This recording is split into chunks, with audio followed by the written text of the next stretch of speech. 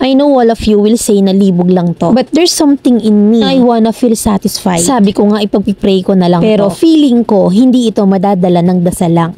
10 years na kami ng ka-live-in partner ko at meron kaming isang anak. Okay naman kami. Masaya. And we're trying our best to give our little family na comfortable life as possible since we have a kid na. Ang problema ko kasi ay ako yung palaging nag-i-initiates ng sexy time. Though there are times na he'll ask me but most of the time is laging ako. And I feel bad every time nahihindian niya ako. I feel like I'm not good enough. And nasasaktan yung ego ko, to be honest. And every time nasasabihin ko yun sa kanya, he assures me na hindi naman daw and wag daw ako mag-isip ng mga ganon. Alam ko din na napapagod din siya sa work niya and iniintindi ko naman yun. And then lately, I'm just trying to satisfy myself by watching some videos. But then I start searching for sites for casual sex. Then I met this guy. He is younger than me and hindi pa naman kami nakikita in person, puro chat lang talaga. Now I am confused because this guy wants to meet me in person and wants to do it. There's a part of me na gusto ko kasi parang nakaka-excite yung feeling na magagawa ko yung mga gusto kong gawin with someone when it comes to sex. But I don't want to hurt my partner. I know all of you will say na libog lang to. But there's something in me na I wanna feel satisfied. Alam ko mali ako dun pa lang sa pag-message ko dun sa guy. And hindi ko maalis na i-judge nyo ako. But then I really need some help. Ayoko siyang gawin with some random guy. But then I have this urge na gustong gusto kong masatisfy. I feel helpless kasi I don't have someone to share this and to ask from some advice. Sabi ko nga ipagpipray ko na lang to pero feeling ko hindi to madadala ng dasal lang. I hope you can give me some advice and I'm willing to listen. I'll be reading some comments then for guidance. Thank you, Mami Len, and God bless po. Letter sender, Carmina ng Norte.